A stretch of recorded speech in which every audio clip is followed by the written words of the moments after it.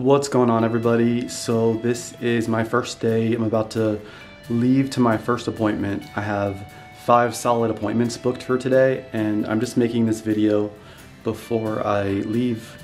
And yeah, so I don't really feel ready. I got all my stuff packed and don't really know what to expect because I gotta lift the lens. Because I actually didn't even do the in-home training yet. I think I'm prepared enough. I have my first appointment at 10 a.m., which is double booked. You know, what am I gonna do? And then my last appointment is around 1:45 or 2 o'clock, and they're all in Kansas City except for one is in Independence. Anyway, I'm just really praying that it goes well, and I will just update you in this video throughout the day. So I'm on my way to my first appointment, and I don't feel prepared at all, but anyway, I'm going. I have, like I said, 5 appointments today. So I'm sort of just jumping into this without even doing, I think I said this already, the in-home training section. So I'm literally in my car. I just listened to a final expense video.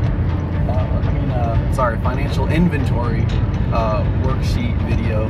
I'd rather get out in the field today instead of, you know, telling myself that I need to just know everything before I start. Okay, so my first appointment was a no-show, which I was actually surprised because that guy, I had a wrong address on file and he actually gave me the right one and was really going out of his way to make sure I could find it. But his wife actually answered the door. She came out of the door as I was approaching the house and said that he got called in early to work. So I definitely went to the wrong address. I left off a 0. I was preparing earlier and it's 10,000 and not 1,000. And so I definitely did drive 22 minutes out of the way. His house is 22 minutes from here to downtown Kansas City to a parking garage.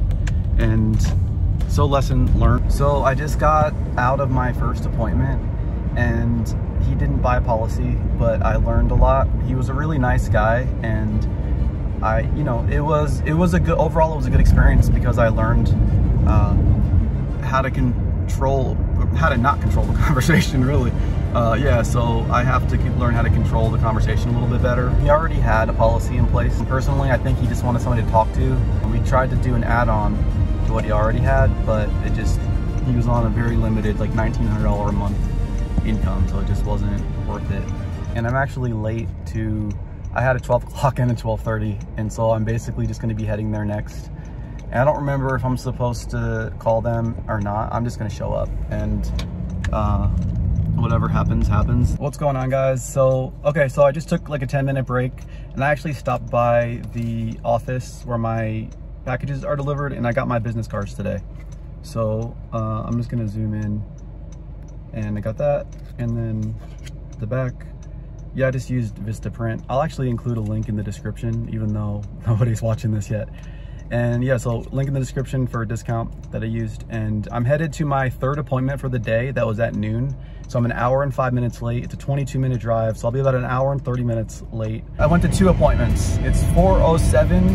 I was about 3.5 to 4 hours late to both. So my last actual appointment where I got in the door, it was a man who was living with common law marriage. They weren't married, but they've been living together for like 10 or 20 years. He didn't really want anything, but she did. And so she wanted coverage on herself in case she were to pass away, something to help with final expenses. And so again, a very limited income. And so I was able to help her with a whole life policy for $5,000.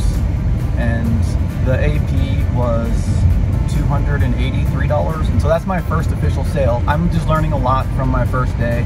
And I felt like I was at my last 2 appointments a really long time, more than I should have been. So I'm headed to my last appointment. My second to last appointment, I got there 4 hours late and he wasn't there. But the family was really nice. They invited me in. I waited while they called him, and he just wasn't there. So I got to my last appointment of the day and the guy just straight up lied to me. And you can just tell when people are lying and when they're being truthful. And he said that the person that I was asking for, that he wasn't home. And then I said, oh, well, okay, well, when would be a good time to catch him tomorrow if I were to stop by? And then he said, oh, you know, he would want you to call first. And he just had this look, you know it was him. It's like, you're lying to me, man. I really believe in this life insurance thing and that it does help people. It's just something that people don't want to think about because nobody likes to think about death, right? It's the same thing if you're a Christian and you believe in Jesus. A lot of people don't want to think about death, but it's going to happen to everybody. So anyway, my point for saying that is that I'm going to get more bold, even when people lie to me. Like, I just don't like being lied to, number one. I'm not offended by it that easy. Like, I get it, whatever, I've probably done that. And when people, I don't want to talk to, they, you make up an excuse, right? And so, yeah, so I'm just going to get more bold. And I mean, it's only day one. I actually did not eat at all today. I just realized that. Maybe I'll make more phone calls at home, but I think I do need to relax just for a little bit. This is pretty much the end of my workday, aside from the phone calls I'm gonna make when I get home. What's going on, everybody? So I'm back in the studio apartment type thing. All I'm gonna do is go through the last 25 leads that I didn't call yesterday. And so this is technically my second day dialing, and I just want to get it done. I don't really want to, like, I'm all for training. I'm going to be doing that a lot this weekend, but I just didn't, like, I'm all for improvement, but I just want to finish this out where I'm at now. And so I just don't really care how good it is. And yeah, so I'm going to actually work on calling some leads, which I got open here. I won't show personal information, but I'm, kind of just going to go down the list. Hello. Hi, Daniel. Yeah. Hi, this is Andrew. Andrew Sharp. I'm just calling in response. I have your information in front of me. You had sent in a request for life insurance for more information online a few weeks ago, and okay. I'm just a local underwriter that's assigned to your area.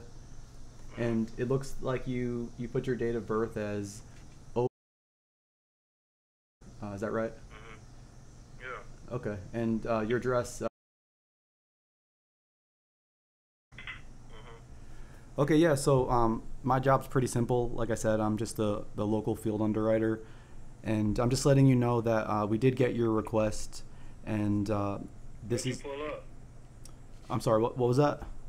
What did you pull up? Did you see something or something? Oh, no, yeah, so at some point you filled out a life insurance lead form on the internet, and it was assigned to my office. It just came across my desk today. I don't remember. I don't recall. Was it something connected to it or something? Yeah, so this would have just been, this is for life insurance. So it's protection if you were to pass away. It's basically what happens as far as final expenses, or if you have a mortgage or any loved ones that you want to protect in the event that would happen. Yeah, no, I don't ever put anything out. Is there anything else I need to do? Is it already filled out, or you just calling me to what? So the reason that I'm calling is because I'm going to be in your area over the weekend, Saturday and Sunday. And so basically, this is life insurance that's non-medical in that we don't need any blood to be drawn or there to be a physical. It's just basically the reason we come in person is to check your ID and just to make sure you're not, strapped to a hospital bed or something. The visit takes about 10 to 15 minutes. And yeah, like I said, I'll be in your area tomorrow. But are you working full time, or are you retired? Or I guess you're not retired. Yeah, I work full time. You work full time? Okay. Do you work over the weekends? I don't know if we work tomorrow or not, but yeah, I work over the weekend. Okay. I try to make it every Saturday and Sunday. Okay. What time are you normally home from work? Maybe 1:30 or 2 or a little bit after that. Okay. Yeah, I actually have a 2:45 tomorrow. Would that work for you? Okay. Yep. Okay. Yeah. So basically, I have your address, and it doesn't require any blood to be drawn or anything. But I am seeing about 15 other families, so I could be running. I might be running 10 to 15 minutes behind, but Okay. I can text you beforehand if I am. Okay. Okay. So yeah, can you just tell me if is there anything I need to know? Like I might get lost on my way to your house. Any security gates or codes or anything? No, you can just pull right up. Pull right up. Okay. And Pull right to the door. pull right to the door. And should I park in the driveway, the street? Yeah. If you can park in the driveway, I will park in the driveway. It should be a car There's always normally right there, park right next to it, or in the street right next to it, like on the side. Like make your own little parking lot right there on the side of the street. There's a car park right there. But yeah. Okay, great. All right. Well, awesome, Daniel. Then I'll see you tomorrow at 2:45. All right. Thank you. All right. Thank you. Take care. Yeah. Bye. Wow, that was kind of cool. That was my very first dial. So yeah, that was awesome. Wasn't expecting that. Maybe because it's a Friday night, and who knows, maybe people will answer their phone. But I was actually fumbling because I have the wrong script in front of me, and so I did some of that off of memory, which is kind of cool because I only did it for one day yesterday, and I remembered the beginning of it. So anyway, so I'm gonna go grab that. So I probably should have asked him more qualifying questions, like if he was married. I forgot to ask that. So what I think I'm gonna do is, once this day, I'm just gonna keep working with this messy pile on my desk, which has, I have to take all of this and I have to put it in my own words, and I have to put it in my own organizational thing for it to make sense.